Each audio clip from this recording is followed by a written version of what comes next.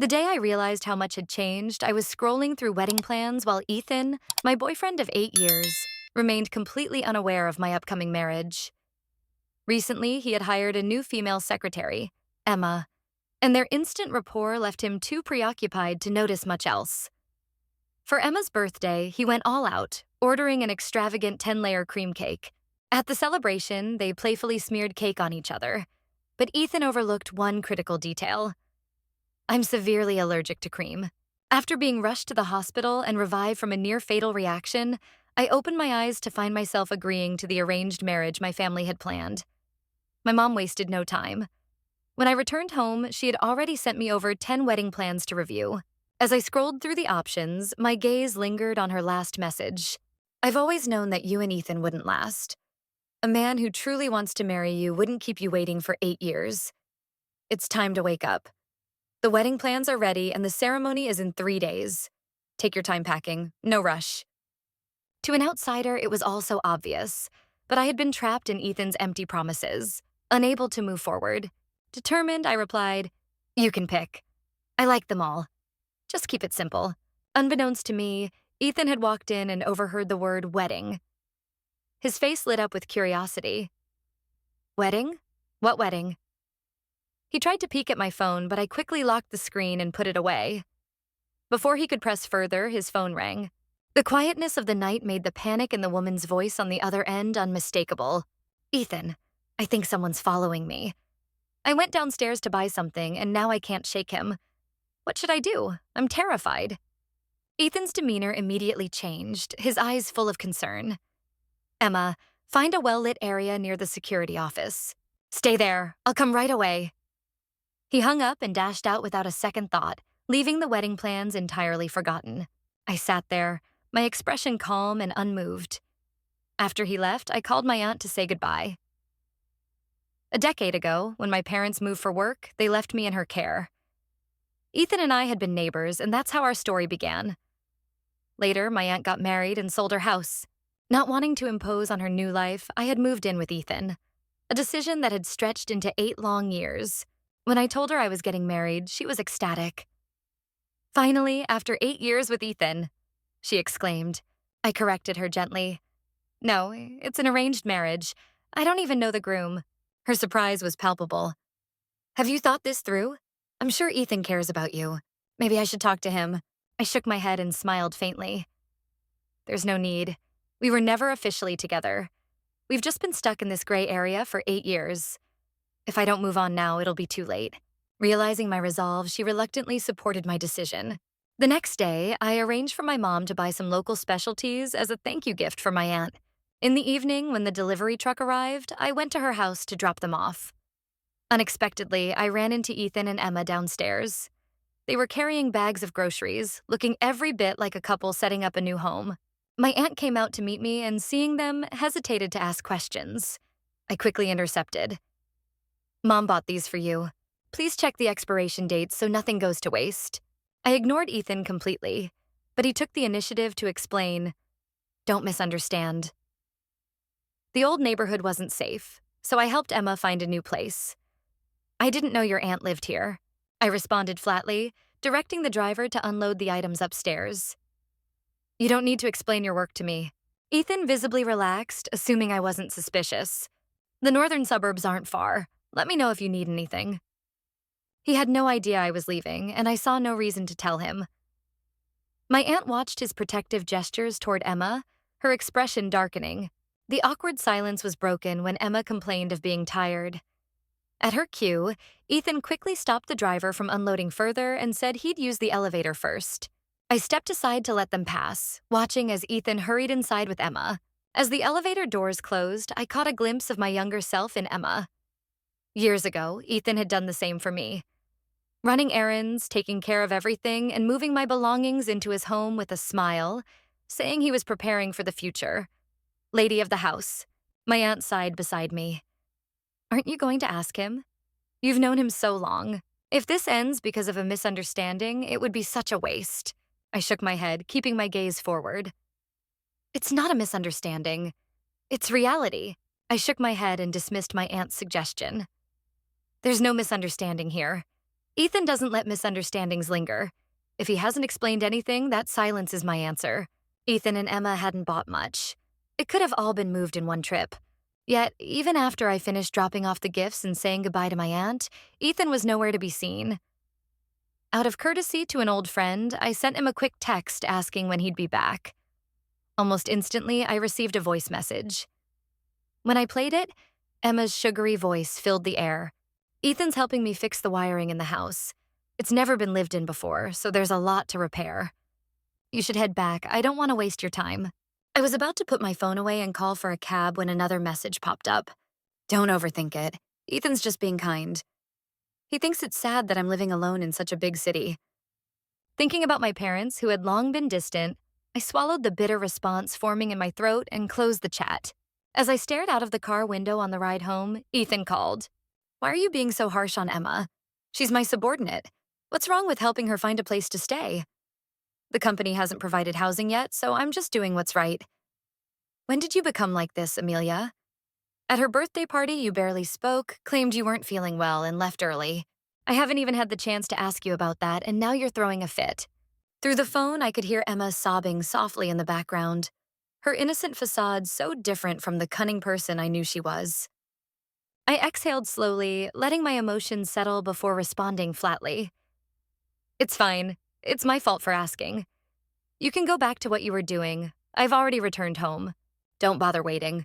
Ethan seemed to have more to say, but my detached tone cut him off. I hung up just as the car pulled up to the entrance of our neighborhood.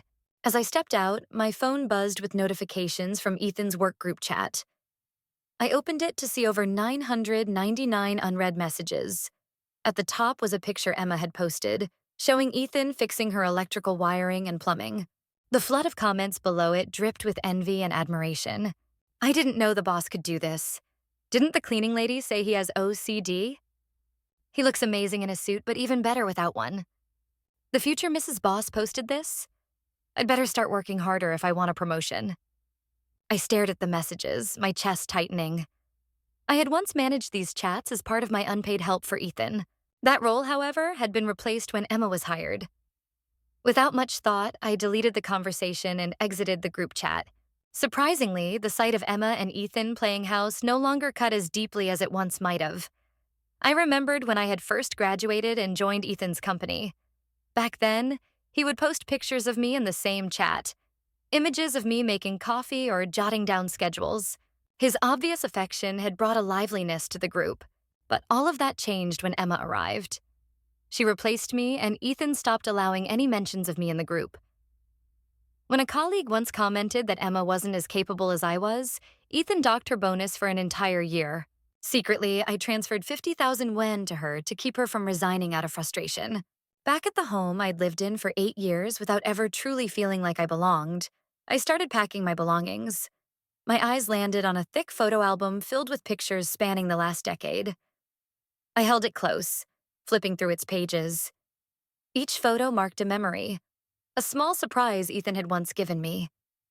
8 years ago, he'd promised that after 99,999 surprises, we'd walk down the aisle together. The album, designed to hold exactly 99,999 pictures, now had only one blank page left. I never thought it would end this way. Taking the album downstairs, I set it on fire in a secluded spot.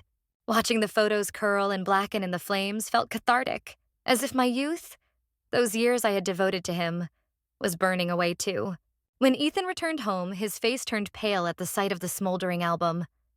He rushed over, pushing me aside to try and salvage it. The searing heat forced him back, and his hands turned red from the attempt.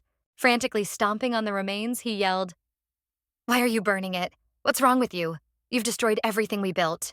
I stood up slowly, brushing the ash from my clothes. The flickering fire illuminated my face, but my voice was as cold as ice. I opened it and saw bugs crawling around, maybe cockroaches. So I decided to burn it. Realizing how extreme his reaction had been, Ethan sighed deeply. "Are you okay?" "I'm sorry, I just got anxious. We spent 10 years collecting those photos. Didn't we agree to display them at our wedding? Why would you burn them over something like this? You could have just waited for me or sent me a message." I stared at him. my frustration mounting. This man, once the person who vowed to protect me forever, now felt like a stranger. You've been busy with work lately. You probably haven't had time to come home. I didn't want to bother you with something trivial, I said coolly. Ethan stood beside me, his eyes filled with regret as he gazed at the smoldering remains of our photo album. The irony of his expression struck me. He had cast aside our decade-long relationship for someone else, yet here he was, pretending to be a caring partner. I turned to leave, but he grabbed my arm, pulling me into his embrace. The cloying scent of his cologne made me sneeze, and he held me tighter, his voice softening as he asked, "Are you coming down with a cold? I'm sorry I've been neglecting you. How about this? When I'm done with work in a few days, I'll take you to reshoot the photos.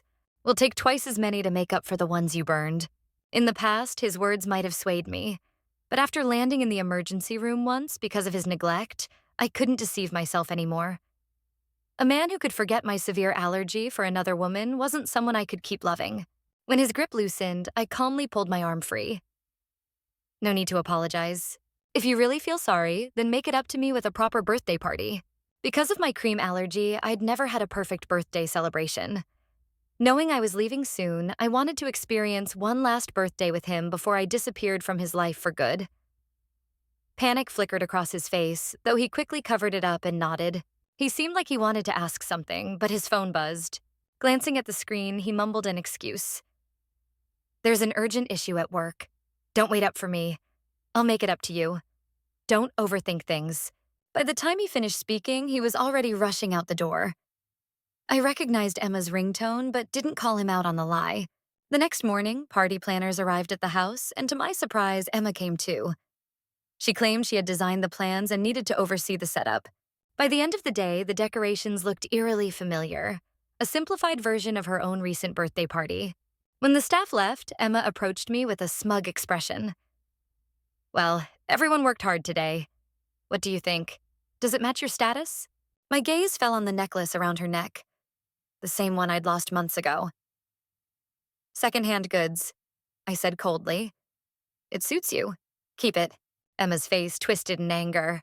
Without warning, she grabbed a crystal ornament from the shelf and smashed it on the floor. Shards cut into her foot, and she cried out in pain. Before I could react, Ethan stormed in and slapped me across the face. "Have you had enough?" he shouted. "Emma was kind enough to help with the party, and this is how you treat her? If you don't like it, do it yourself."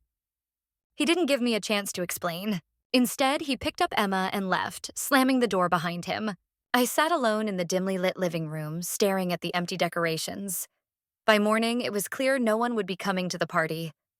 After all, Ethan had been my only real companion these past 10 years. When the birthday cake arrived, I unwrapped it and cut a small piece. Sticking a single candle into it, I made a quiet wish, never to see him again. Because of my allergy, I didn't eat the cake. When my phone buzzed with reminders of my departure, I grabbed my suitcase and left without looking back. On the way to the airport, I sent Ethan one last message. "This is the end. We don't need to stay in touch. There was never anything to break up." His frantic calls came flooding in as I powered off my phone. How long had it been since he'd shown this much concern for me? 3 years? 5? Maybe longer. At one time, we'd been inseparable. A single glance had been enough for him to understand me. But my dependence on him had made him complacent, so certain I'd never leave that he took my presence for granted. As I stared at the missed calls on my screen, I blocked his number. My finger hovered over his social media profile, where I noticed he had changed his picture. Gone was the cartoon image I'd drawn for him 8 years ago. In its place was a real photo, entirely unlike his usual style. I remembered a saying I'd once read online. When a man who never changes his profile picture suddenly does, it means there's someone new in his life. My hand trembled as I pressed delete. In one instant, 10 years of chat history and memories vanished, along with the last of my feelings for him. My aunt's message came through, reminding me to be safe. I replied simply, "Don't worry." After turning off my phone, I boarded the plane without looking back. The 3-hour flight wasn't long or short, just enough time to relive the past decade in my mind. When the plane finally touched down, I was ready to move forward. I wiped my face, noticing it felt damp.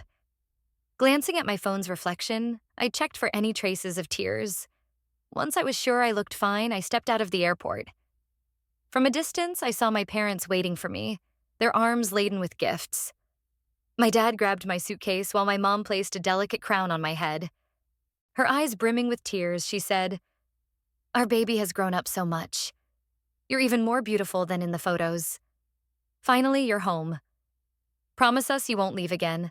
My dad's loving gaze followed her words, every wrinkle on his face etched with affection.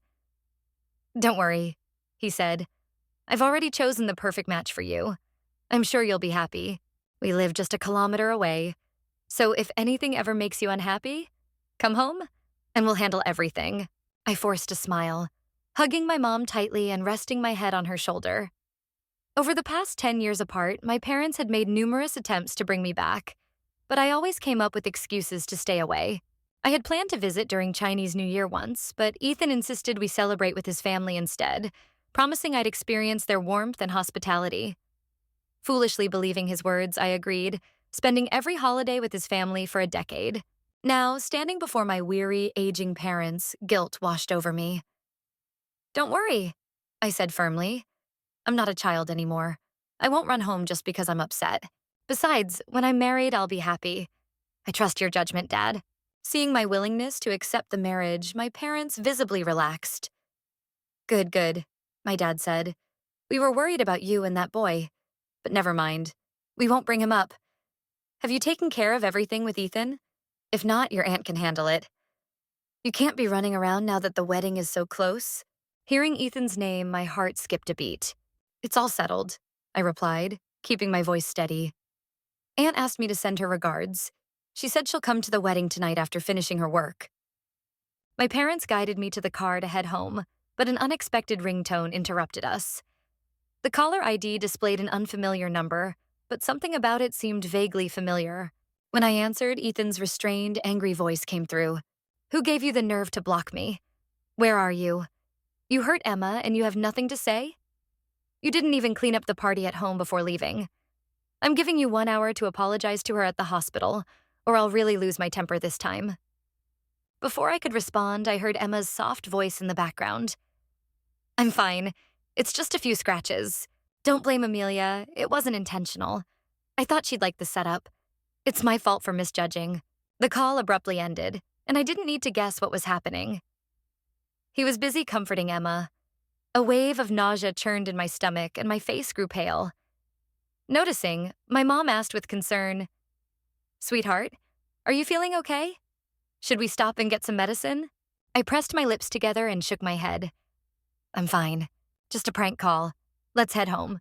"What about the wedding dress?" she asked. "Should we stop to try it on? They only took your measurements. What if it doesn't fit?" After a moment's thought, she instructed my dad to turn the car around. "You always think ahead, but those dresses are custom made by experts.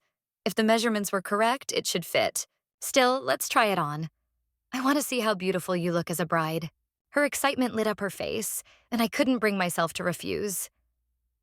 Traffic was terrible, and it took over an hour to reach the bridal shop. With the staff's help, it took another hour to get into the dress.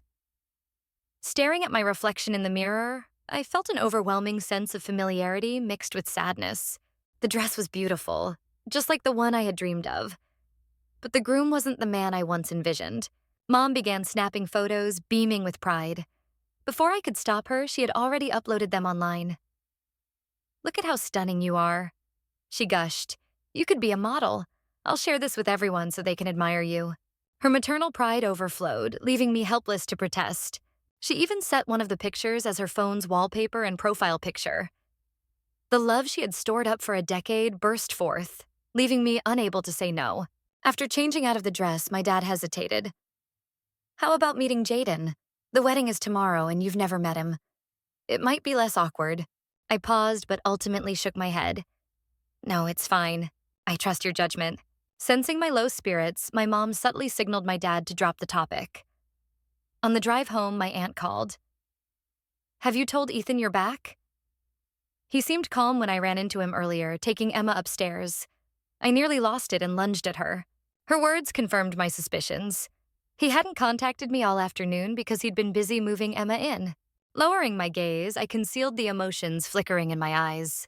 I haven't told him, I said quietly. I just said we broke up. There was never anything official between us, so there's no need. My aunt sighed on the other end. I'll never understand young people. I've booked an early morning flight, so I'll be there in time for the wedding. Thanks, Aunt. Travel safely. When the call ended, my mom was seething. 10 years, and he couldn't even give you a proper confession. I should have brought you back sooner. What a waste of time. Defending him all these years when you deserved so much better. I gently patted my mom's hand to calm her. There's no need to be angry. I was happy before. Before Emma appeared, everything felt perfect. Like we were on the brink of true happiness. But now, how did it all fall apart? I fought back the lump in my throat as I gazed out the car window. The unfamiliar city offered a strange sense of relief, as though being here marked the beginning of a fresh chapter in my life. Yet that momentary comfort faded as soon as I returned home and finished freshening up. Mom stormed into the living room, throwing her phone onto the couch in frustration. Who reported the photo I posted? What's wrong with sharing my daughter's wedding pictures? Why are people so hateful these days? Can't they handle seeing others live well? Dad adjusted his glasses, his brows furrowed in concern. Reported? For what reason? Did they succeed? This doesn't make any sense. I'll call the manager to get to the bottom of this. Panic set in as I realized something. I stepped forward quickly to stop Dad from making the call, picking up Mom's phone from the couch. Sure enough, Ethan's username was listed as the reporter. Almost immediately, my own phone began ringing. Keeping my expression neutral to avoid alarming my parents, I excused myself and went to my bedroom to answer. What were you doing at the bridal shop? Who told you to try on a wedding dress? Were you alone? I told you to come back home. Didn't you hear me? I've been waiting for hours. Don't test my patience. Ethan barked through the line. Taking a deep breath to steady myself, I replied, Do you think you're some kind of king, Ethan? I'm an adult. I make my own choices. When I said we were over, I meant it. You didn't seem to get it. What difference does it make to you if I'm trying on wedding dresses? If you keep harassing me, don't be surprised if I call the police. And for the record, that was never my home, it's yours. Before he could respond, I hung up and blocked his new number. Lying in the bed my parents had carefully prepared for me, I tossed and turned, unable to find rest. At 4 a.m., a message from my aunt appeared on my phone. How did Ethan find my house? What did you tell him? He showed up today, asking about you, and then knelt at my door, saying he wouldn't leave no matter what. Rubbing my tired eyes, I replied, I've already explained everything to him. Maybe he's losing it. He can't handle the fact that someone who once chased him has disappeared. His pride probably can't take it. You didn't tell him where I am, did you? Am I that foolish? Of course not. I'm on my way to the airport now and looking forward to your wedding. But why are you up so early? Do weddings really start this early? I didn't respond further and switched off my phone, tears streaming down my face and blurring my vision. With just an hour left before I had to get up, I drifted into a restless sleep, plagued by nightmares of Ethan's voice echoing in my head. You can't leave me, you're mine. I won't let you get married, I'll fix this. Just give me another chance. I woke up trembling, my cheeks damp with tears. Mom's concerned voice broke through my haze. What's wrong? Did you have a bad dream? If you don't want to get married, don't. I'll talk to them. You don't have to force yourself. I quickly grabbed her hand and shook my head. It's just a nightmare, Mom. I'm fine. After washing up and preparing to get ready, my phone rang again. This time it was Emma's number. I recognized the last digits immediately. Ignoring the call, I pressed decline. A series of messages followed. I'm sorry, it's all my fault. Please forgive me, it was my mistake. Can you talk to Ethan and ask him not to fire me? I can't afford to lose my job. I have elderly parents to support, rent to pay, and no savings left. I swear on my life, we didn't do anything. He stopped answering my calls and even deleted my contact information. You're the only one he listens to. Please help me. Mom walked in with breakfast and saw me staring at my phone. What's wrong? Is everything okay? She asked. I shook my head and ignored Emma's messages. I didn't believe her excuses, nor did I want to revisit the past. Once the wedding was over, I'd change my number entirely. I didn't have many close friends, so it wouldn't make much of a difference, but it would save me endless headaches. As I took a bite of breakfast, the doorbell rang. Mom muttered as she went to answer it. Who could it be this early? Jaden just messaged saying he hasn't left yet. When she returned, she was holding a cup of coffee. Who ordered takeout? Oh, it's for you, Amelia. Princess Amelia, no less. Your coffee is here. Drink less of this kind of thing. If you want, I'll ask your aunt to make fresh coffee for you instead. She placed the cup in front of me and left. My heart raced and my nails dug into my palms. I hadn't ordered anything, and I'd never used Princess Amelia for a delivery. That name was something Ethan used long ago when he wanted to cheer me up. It had been years since he called me that. How did he know I was here? How did he find my address? Picking up the coffee cup, I recognized the flavor immediately. Exactly the way I liked it. Tears welled in my eyes, smudging my makeup. The artist, startled, hurried to hand me tissues. Don't cry, your makeup will smudge. Mom rushed in, flustered, trying to console me. I wiped my face to ensure there were no visible tears, checked my reflection on my phone, and once satisfied, I stepped out of the bedroom. Mom's worried voice broke through my thoughts. Why are you crying? If you truly don't want to get married, say the word. I'll handle it. You don't have to force yourself. Not wanting to alarm her, I forced a small smile and steadied my breathing. I'm okay, Mom. I just feel a little emotional about leaving you and Dad. I'm fine, really. Seeing me calm down, Mom finally relaxed. You scared me. Don't worry, we've already discussed everything with his family. After the wedding, you can stay with us until you feel comfortable enough to live together. Not trusting me to be alone with the makeup artist, she stayed by my side until my makeup was complete. When Jaden arrived to escort me to the wedding, I was startled at how familiar he seemed. His composed demeanor was nothing like the spoiled image I'd conjured in my mind. It seemed Dad's judgment was better than mine after all. We didn't exchange a single word during the drive. When we arrived at the hotel, Jaden got out and, to my surprise, scooped me into his arms in front of everyone. My arms instinctively wrapped around his neck as my heart skipped a beat. His subtle smile caught my eye, making my pulse quicken unexpectedly. The ceremony began smoothly. Just before the event, my aunt rushed in, flustered. She hugged me tightly, exclaiming, "The taxi driver kept going in circles. It took forever to get here." Assuming she was delayed due to traffic, I brushed it off and asked her to sit and rest. But as the ceremony progressed, unease crept in. When it was time to exchange rings, a furious shout erupted from the entrance. "Stop, I don't agree with this wedding." All eyes turned to see Ethan standing there. His presence made my parents' faces darken instantly. They called for security, but Ethan, who usually prized his pride, fought back. He pushed through the guards and strode toward me with determination. Reaching out his hand, he said, "Amelia, you can't marry him. You're meant to be my bride. I know I made mistakes, but I'll make it right. I'll be there for every birthday, buy you cakes, even eat them for you if the cream bothers you. Just come back to me. I'll give you anything you want if you leave with me now." His desperate words echoed a nightmare I'd had, but my heart felt no stir of emotion. Before I could speak, Jaden stepped forward, shielding me from Ethan's gaze. He calmly instructed the family's bodyguards to remove him. Unlike the hotel's staff, they were efficient and strong, quickly dragging Ethan outside. I watched him fall apart with a cold detachment. Once he was gone, I turned back without hesitation and exchanged the rings with Jaden. The brief disruption was smoothed over by the host's lighthearted jokes, and the wedding continued. Later, after socializing with friends and family, Jaden quietly reminded me, "You might want to deal with Ethan." I nodded and, lifting my dress, exited the venue. Outside, Ethan sat by the roadside, his face bloodied. When he saw me, he rushed forward and knelt before me. "Amelia, please listen. I know I've been awful, but I'm trying to make amends. Look."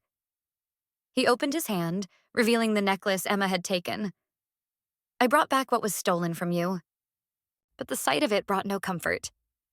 Everything tied to Emma disgusted me now. Seeing my silence, Ethan grew frantic. "I know I was wrong. After you left, I reviewed the security footage. I saw it all. It was her setup. I didn't trust you, and I fell for her lies. It's my fault. Please, we've been together for 10 years. We dreamed of walking into marriage together. Have you forgotten? I nodded slowly, watching hope light up his eyes. Then, with icy precision, I replied, "Yes, I forgot. Is that enough for you? Say it was my fault. Say I changed my mind. Whatever you want. But as you can see, I'm married now. We're done. There's no need for further contact." Ethan opened his mouth to respond, but instead pulled out a photo album, the smaller version of the one I had burned. Without hesitation, I snatched it from his hands and hurled it into the nearby lake. He froze for a second, then dove into the water to retrieve it. But it was gone, just like our relationship. It was irretrievable. Dripping wet and disheveled, he emerged from the lake, his expression devastated.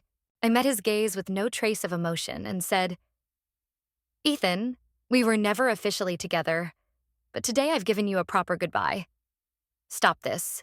Don't make me hate you. Let the last 10 years stay in the past. Don't ruin what little good memory I have left of you." Without waiting for a reply, I turned and walked away, never looking back.